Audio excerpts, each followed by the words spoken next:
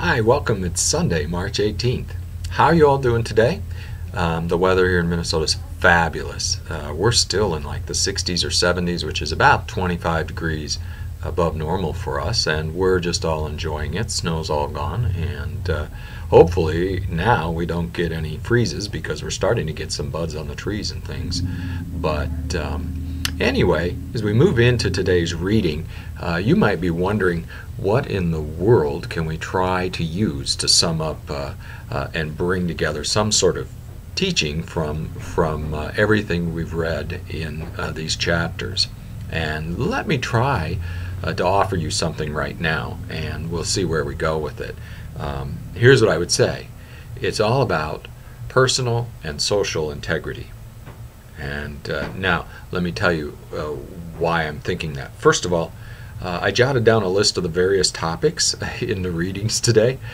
Here they are: murder, war, family affairs, assisting your neighbor, transvestism, if that's a word, birds, home safety, prohibitions against certain mixtures, tassels, sexual morality, admission into the Lord's assembly, cleanliness in the camp, escaped slaves, prostitution, lending with interest, making a vow, eating other people's crops, remarriage after divorce, responsibilities concerning the weak, administration of beatings, responsibilities concerning the wrong, honest weights and measures, and responsibilities concerning the Amalekites.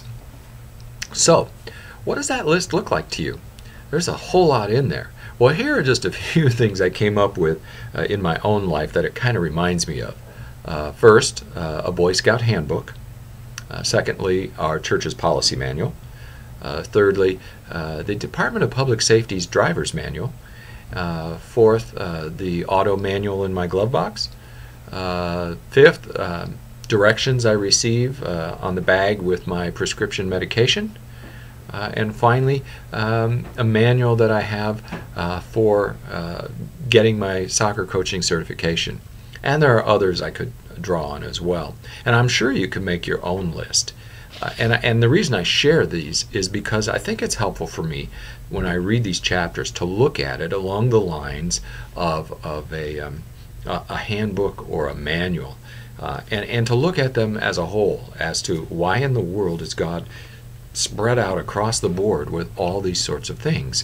And it's better for me to look at it as a whole rather than individually, because when I start reading through that list and look at those things individually, all sorts of descriptors come to mind for me, using words such as wow, sheesh, you got to be kidding me, right on, of course, no way, or well, that's just common sense, and a number of other things as well.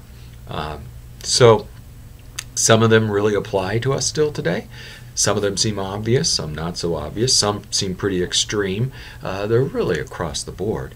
But nonetheless, it helps me to look at it as kind of God's handbook or manual for His people, so that they might be the unique, set-apart people that God is calling them to be. Some of these things, as I said, relate to individual behaviors, such as cleanliness in the camp, which I remember learning from my Boy Scout days, and others related to how we live with one another, such as eating other people's crops or using fair weights and measures. Those are more the social kinds of things.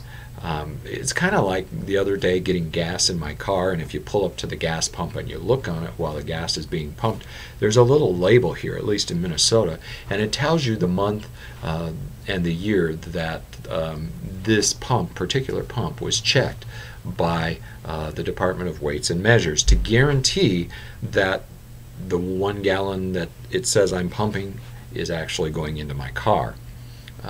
Rules and guidelines are helpful, even if they seem obvious to us, because the reality is they may or may not be obvious to someone else. And the truth is, were sin not part of who we are and our nature, these directions would really not be necessary.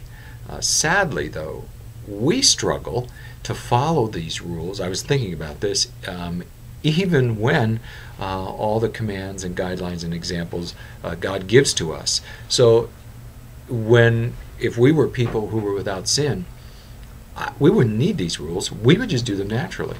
But because of sin, even with the rules, the Israelites couldn't follow them, as we see and will see, nor do we today follow the things and the commands God gives us, even though we know full well what they are.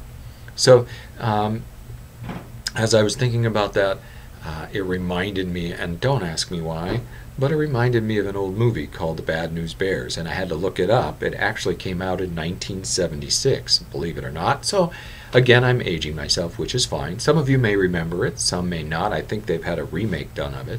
But it was about a coach, a baseball coach, who had to deal with a group of misfit players. And I think in reality, God is much more than a coach for us. In our case, he literally wins the game for us by sending his son in to hit a home run. And then I think, for me, the analogy would be, he then says, come, join in the celebration, even though you didn't win the game. And my son did. And so that's kind of exciting and wonderful for us. And that's the good news.